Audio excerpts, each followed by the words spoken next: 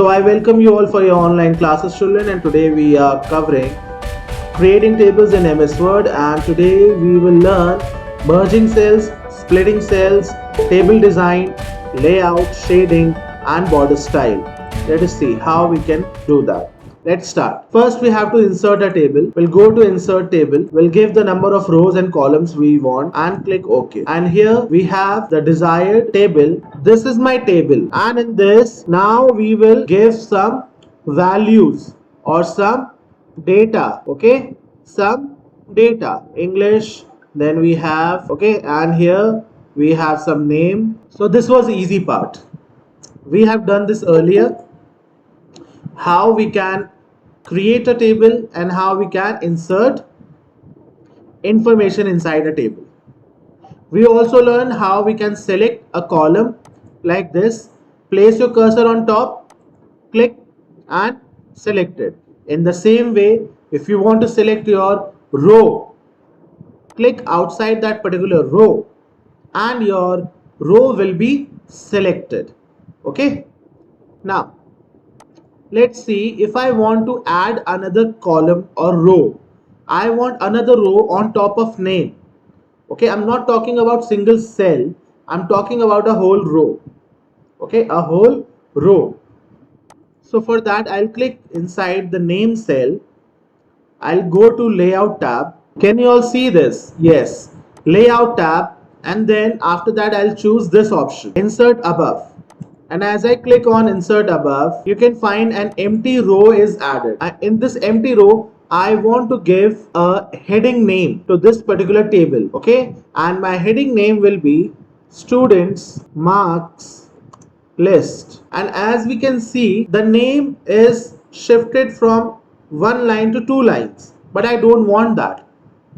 I want the heading to be in a straight line to cover the whole row. So for that, I will select my row. I will go to layout tab. I will choose layout tab, merge cells.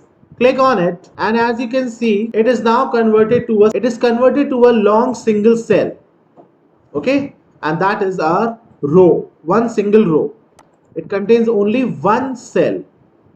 Now, if you want to change anything inside this, you can select the data or select the row like this. By clicking outside, the row is selected. Now you can do any changement to the data inside, or you want to change the font, you can change the font, the size, the color, the shading, everything is changed. And this is how you can change or manipulate your information inside a cell or your table. In the same manner, you can split your cell into more number of columns or row, or into more cells. What do we mean by split? We divide. There is one cell. Now we can create more cell or rows or tables inside that particular cell. So for that, let us choose this cell, science, which contains 89 over here. As we all know, science comprises of three subjects: physics, chemistry and bio.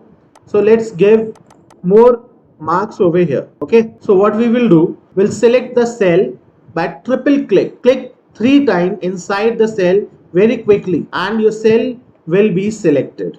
Okay, and for again, if you want to change anything inside the cell, you can change, but I want to split it. Okay, split means divide. So what I will do, I'll go to split cell, click on it, and I will give the number of rows and columns. I want 3 columns and one single row.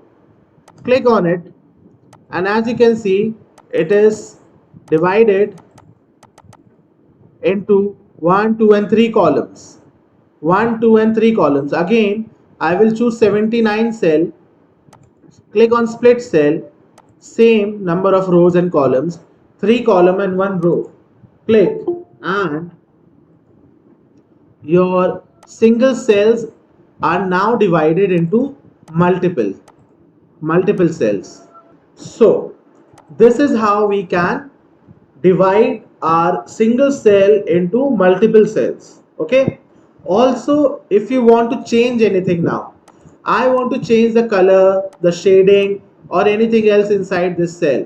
So what I'll do, I'll select them by clicking inside, drag and drop, select your data, your information, and then you can give any color or any design or any shading. Okay, or you want to change the size, that can also be done. Even if you want to change a font, that can also be done. Remember one thing, children, whatever changement will only happen on the selected data which you have selected. If you have selected the data, your information, then only you can be able to change or do something inside that. Only the selected part of your table, the manipulation will work. Manipulation over here means editing, changing something inside that. Okay, so I have selected the second row. I want to change the size. I can change the size now. I want to change the style or font, or I want to change, yeah, this or center, anything. It will only happen when you have selected your data. Okay, you have selected that particular row or column, then only it will appear. So we have done merging, splitting, and what we have also done alignment of text. Okay, for example, I select my first text over here and go to home tab, and over here you have paragraph. Let me zoom and show you. Home tab, paragraph, left alignment, center alignment, and right alignment or justify. Okay, so I'll choose center alignment, and my information will move to center part. Okay, so this was alignment of text. Now we'll see how we can give another design to our table. For that, first we have to select our table. And how do we select our table? By clicking on this 4 arrow button. Click and your whole table will be selected. See, the color is changed, okay, to a gray color. That means your table is selected.